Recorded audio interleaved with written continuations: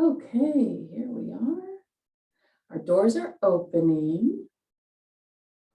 Jischke, this is one of my favorite parts. So, we're going live right now, and we open the doors, and it just takes a moment for everybody to kind of get in. So I usually give it a moment.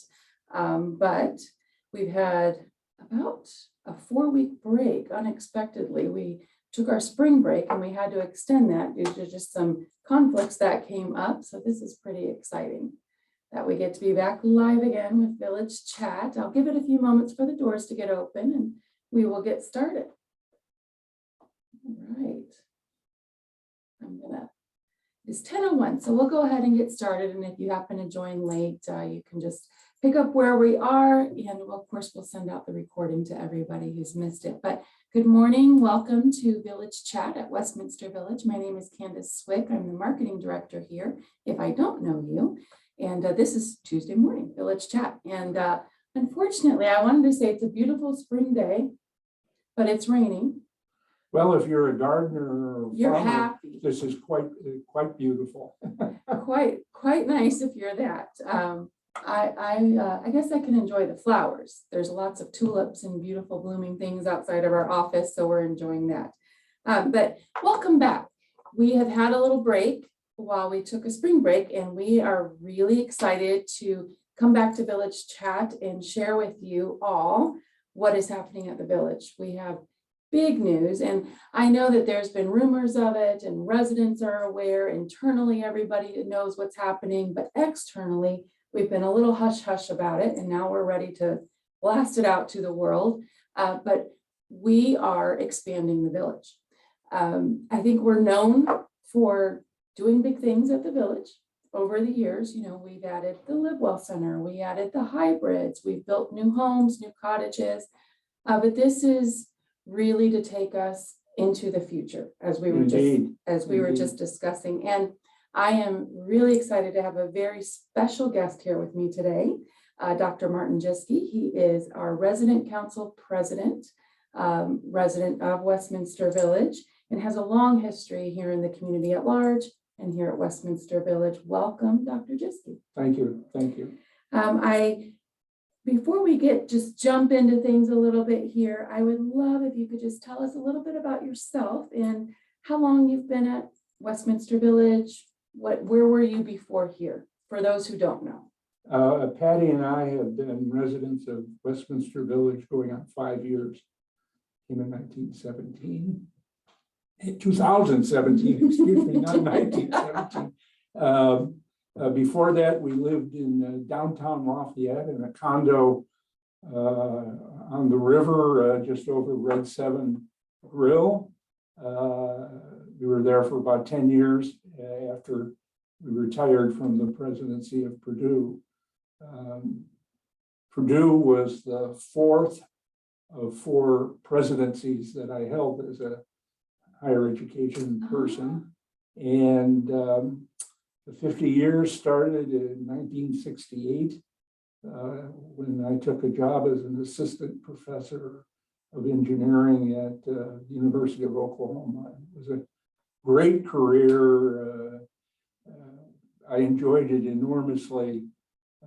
I would say that Purdue was probably the highlight of that career, and that it was, as I like to say to people, the best job I ever had. I believe it's what you're known for.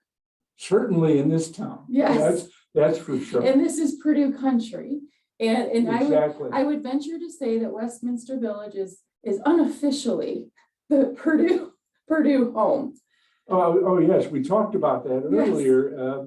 Yes. And it was part of what led Patty and I to come to Westminster Village. We knew a number of the people who were living here. They were friends, colleagues from the university. And so we felt like we were moving into a community that we already had nice ties with. Purdue has a big impact on Westminster Village, in my view. I think a lot of the residents have a connection. Alums, parents of students, faculty, staff, and others. And I think also the richness of Purdue and its its traditions, its sense of loyalty, its sense of belonging. We all talk about the Purdue family. Yeah. That same attitude, mentality, sense of community, I think is here at Westminster because people from Purdue played a pivotal role, not only today, but in the early history of Westminster Village. So I would agree. it feels very much like home to us. I would agree with that. Well, we were talking about this earlier before we started, that I kind of feel really honored to be a part of it. I didn't go to Purdue. I'm an IU grad, so you'll have to. It's a great university. You have to forgive me that, but I can appreciate the Purdue tradition, and it's been really exciting to get to be a part of all of this in the last 2 years. And now for the last year, this expansion has been in the works for quite some time. And obviously with huge projects like this, it's not something that you just get to do. In fact, I was privileged to be part of the strategic planning committee that the board of directors and Life Care Services put together. And the recommendations that that strategic planning committee put together was the foundation for what is now a very major project that will expand the services that Westminster Village can provide to people. Memory care was the #1 priority of that plan that the strategic planning committee developed, but also upgrades to the overall the spaces we have. The dining room will be spiffied up, if you will. The pub will be a little bigger. That kind of refreshing modernization, if you will, of the facility is happening.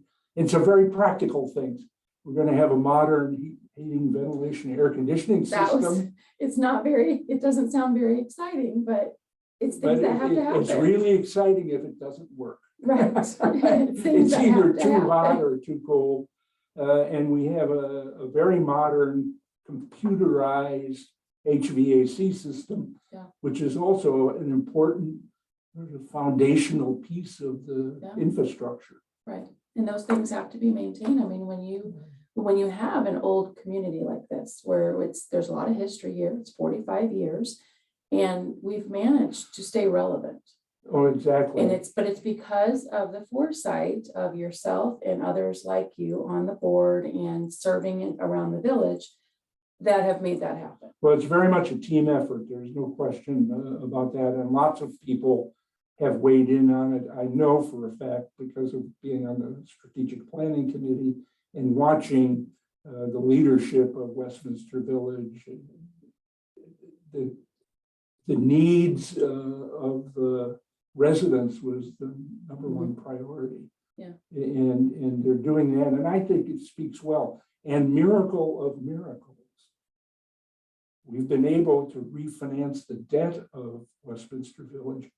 So all of these improvements, the HVAC system, the upgrading, the memory care, does not increase the indebtedness of Westminster. Which is we actually have saved money. And going into the future. Exactly. It's really, really.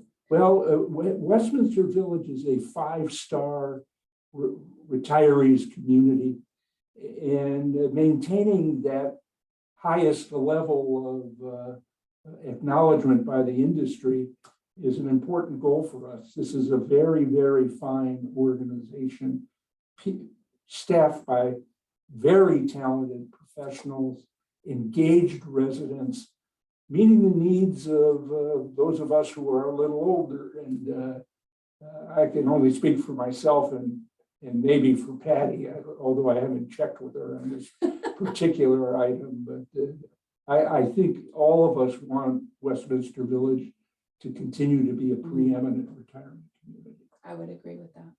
So before I'm going to lay out just the overview of scope of what we're doing.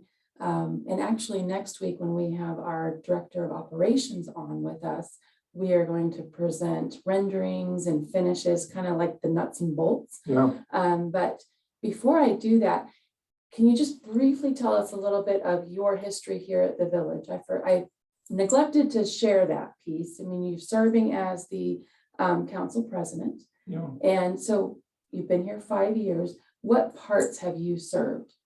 Well, when we first moved in, Patty and I and a number of our colleagues in the buildings 5 and 6 of the hybrids formed an organization that we called Tuesdays Together.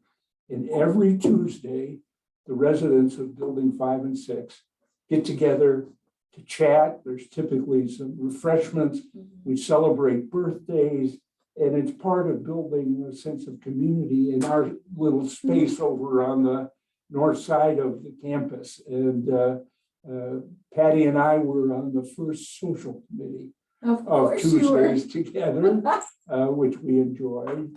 I've been a devoted user of the fitness center. I exercise literally every day, but 3 days a week in the center. I pedal my bike and do exercises for cardio health. And then I got invited into the strategic planning committee by Ben Blankenship and his colleagues that were putting that together. And then that led to being invited to stand for election as the vice chair of the resident council, which leads traditionally, sort of automatically, to being president of the resident council this year. So we've been involved. I'm a big believer, if you're a member of the community, you ought to participate and help the community thrive, prosper. Well, I think that carries over to a lot of the residents here, as we were talking Oh, that's about. right. It is just a really different from other communities I've been in, and that our residents here kind of lead the charge, and it's That's a partnership. Right. The traditions we talked about at Purdue that carry over to Westminster, I'm fond of making a wisecrack about faculty in particular at major universities. The wisecrack is faculty are people who think otherwise. So there's a certain challenging quality to the culture of places like Purdue. And people who are serving on the resident council or have been chairs of the resident council are people who are used to having independent thoughts and being advocates for residents. And my bias is that that's a good thing. It creates a certain vitality. Oh, it certainly does. It helps to ensure that the concerns of residents play a primary role in how Westminster Village carries out its business. It really creates the culture here. That's right. It truly That's does. right. So I'm going to let's talk about this overview of what we're doing. Right. So you've heard us mention memory care.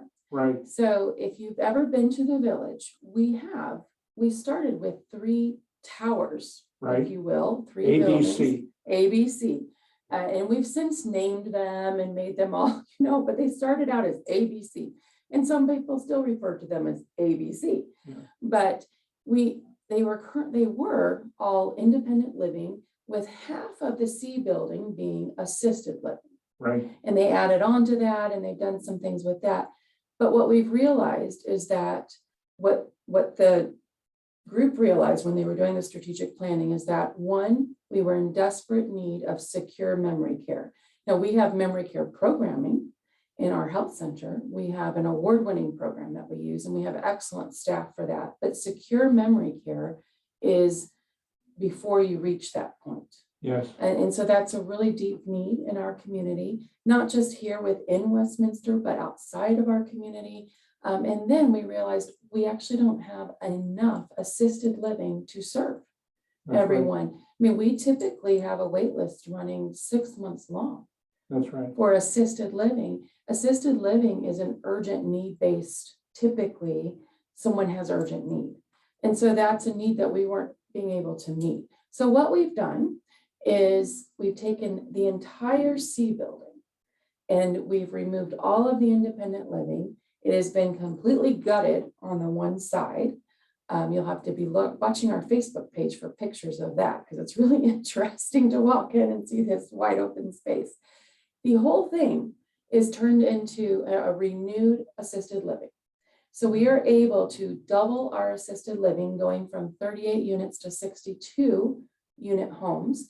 And on the bottom floor, we are actually adding on and creating that secure memory care, which it will be its own community. That is secure, meaning you can't get in or out without special access. I can't help but make a comment about what's happened to Building C. As you said, they've gutted it. Mm-hmm. I've been pleased to hear from the engineering construction people that the foundation of that building is in very, very good shape, which says something about How they built Westminster it. Village. Yes. It's built to last. Yes. And it means that the refurbishing, the upgrading, the changing of how that space is used is a bit easier than it might have been otherwise. Yeah, it's cost savings and just easier to deal with. Exactly. So that's really exciting that we could offer that. I am particularly partial to the memory care piece. It's something that it touches my heart and has touched my family, and it's something I've cared deeply about. So to be able to put something in place like that that goes beyond what I've seen in our industry, at least locally, is really exciting. I mean, we're going to be using Acadia rhythm light therapies and different types of textural therapies within the building of the space. So it's not just the programming, which I think by and far a lot of places get right, but the ability that we get to build this from scratch and add all those other pieces within to how people interact within the space to help them maintain their health and that piece longer is really huge and exciting.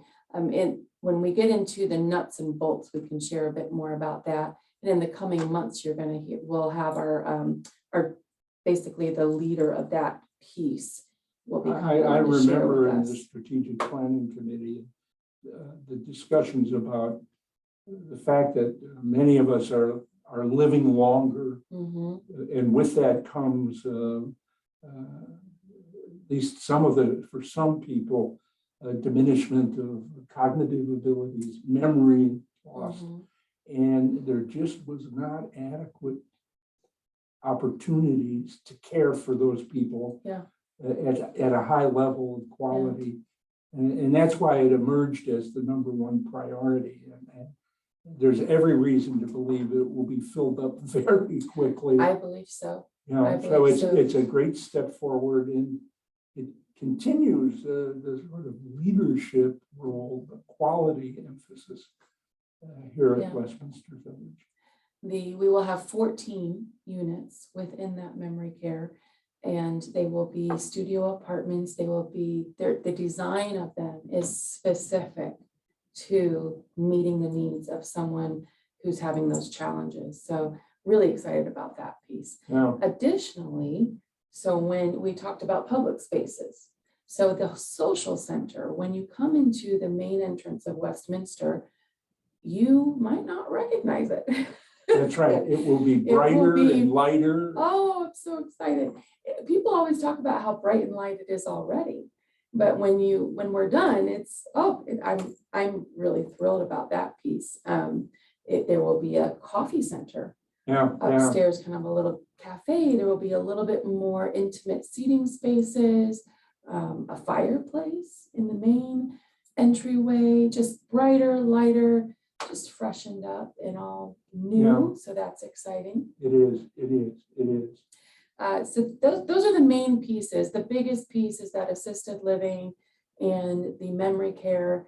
But then when you add in the social center, the new gardens that will go in, I mean, it really will feel like, wow, brand new. So it's a big project. It will make the center of Westminster Village brighter, lighter, more inviting, more contemporary, without giving up the traditions. We'll still have a pub. We'll still have gathering room. The dining room will be a bit larger and again, a bit lighter. So I think it will make it a more inviting set of spaces and make Westminster feel, at least for me, a bit more alive. Yeah, I agree. Well, and then you add to, in the last year, we've had changes to our dining. You know, we've brought in really high level chefs. Yeah, they're terrific. And then there's just been these just overall improvements. Not that it was bad before, but just little things that are just taking us to the next level. So I feel like the dining spaces should reflect the level of culinary that's coming out of those kitchens. That's right. That's right. Pretty exciting stuff. I noticed here a comment. If you have any questions, now would be the time to go ahead and type them in, as we are getting short on time and I want to be cognizant of your time, Dr. Jischke. But I noticed a comment that we were having some audio issues. Would someone mind typing back to me if that was still the case? I apologize for that. And hopefully we'll be able to correct that on the back end if there was when we put the recording up. So I apologize for that if there was issues with that. But while we are waiting to see if anybody has any comments or any questions for us, Stephanie, you had some things that you wanted to share with us. Good morning, everyone. It's so great to be back. And thank you, Dr. Jischke, for joining us today. Everyone that's watching, mark your calendars for June 9th. We are having another annual drive-through dinner fundraiser. This time is to honor the veterans and raise funds for the honor flight. And it's going to be a little different as well. It's still going to be a drive-through, but you will have an option to join us picnic style around our fountain and stay and enjoy your time instead of having to take it home. If you want to enjoy with some music and drinks available for purchase as well. It's going to be a fun night, so please come and join us and support the honor flight. One more thing that I always ask is please leave us a review. We are in a friendly competition with our sister communities, and we are asking all of you on Facebook or Google to go and leave us a review about our community, about our village chat, about our rehab, about our fitness center, whatever it is that you enjoy here, leave us a review. And if you need help with that, feel free to call Candace and I or send us an email. We'd be happy to give you a link where you just click and basically post your thoughts. That's all I have. Thank you very much. Thank you, Stephanie. Yes, we're really excited about the upcoming next fundraiser drive-through.